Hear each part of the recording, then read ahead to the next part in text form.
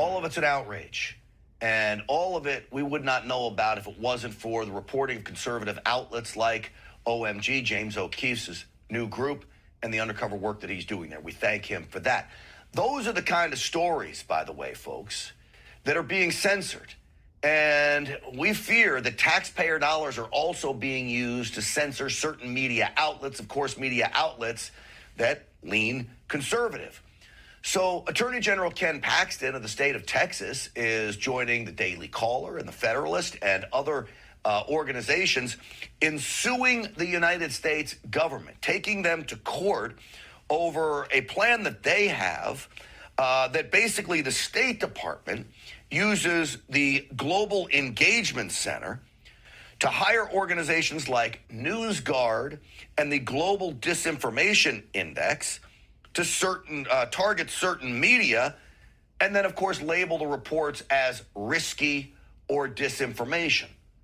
Apparently, this whole plot to use taxpayer dollars to go after these media was on a global scale to go after global disinformation, but my fear is it's being used right here at home as well. Well, one of the co-organizations that is along with these outlets and the Attorney General for the state of Texas is the Civil Liberties Alliance. Of counsel for the new Civil Liberties Alliance, Margaret Cleveland is with us. Margaret, thank you so much for coming on the program. Thanks for having me. Explain to me exactly what was going on here and why it needs to stop.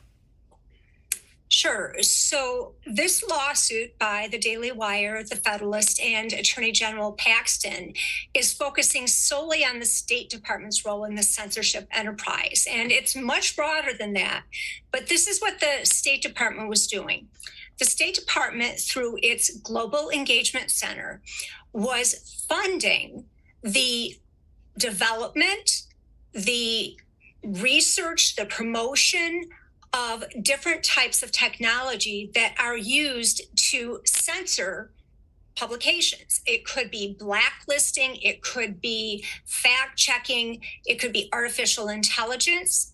And a couple things that are key to keep in mind here is that the State Department, by statute, is limited to engaging in foreign affairs. But what this group did is they had a platform called Disinfo Cloud that was for the military and government. And they actually went and invited American tech companies to come on and to explore and see what kind of technology that they could use. And of that, there was over, I think, 365 different tools and technologies that were tested, written up, promoted by our State Department officials to tech companies in America. And we don't know the extent of it, but we do know that some of them, for instance, NewsGuard and the Global Disinformation Index, that at least those two specifically reached the plaintiff media outlets in this case and other media outlets that are based in America. All right, so I guess the question that becomes, they use these technologies to target what amounts to be conservative outlets because that's who they were going after when it comes to disinformation and all these things they claim that we're doing.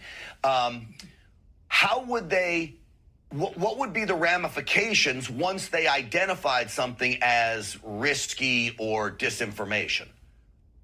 So it would have a couple different ramifications.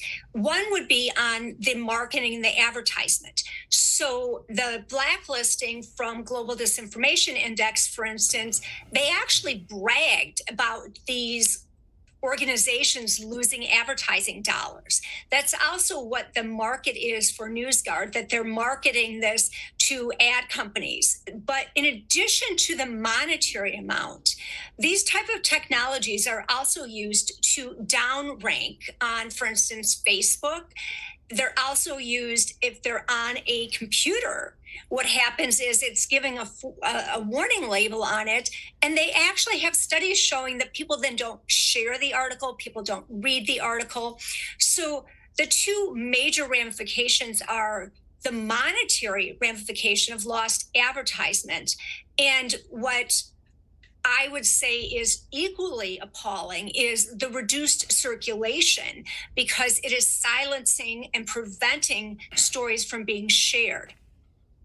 I feel like along the way, I've had a lot of stuff censored on social media, that along the way, NewsGuard had popped up someplace in one of my stories. Now, they often get it wrong. They claim they know the truth, but the truth isn't always black and white for a lot of these stories. And they cannot separate opinion from fact. And then oftentimes they get the facts wrong as well.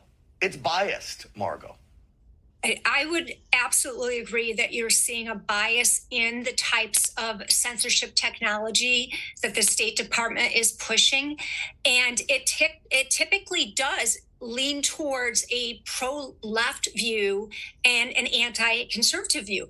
But it really should worry all Americans, no matter what their political predilection is, because they are not being told the truth when the government gets to decide what the truth is. They are not learning the facts. You saw that with COVID, where a lot of actual true statements were squashed because it maybe created a vaccine hesitancy, or it created some sort of tension, I guess, about the lab leak coming from China. So in retrospect, we can see some of the stories that were actually considered fake news, including the Hunter Biden laptop story, were actually true. And it is extremely dangerous for the government to be involved in this. Yeah. It sure is. I'm grateful that y'all are calling this out. I'm grateful for Ken Paxton getting on board, helping our friends over the Daily Caller and the Federalist. There is most certainly strength in numbers. And your organization, Margot Cleveland, I appreciate putting up the fight, because this is important for all of us. Thank you so much for joining us tonight. Thank you so much.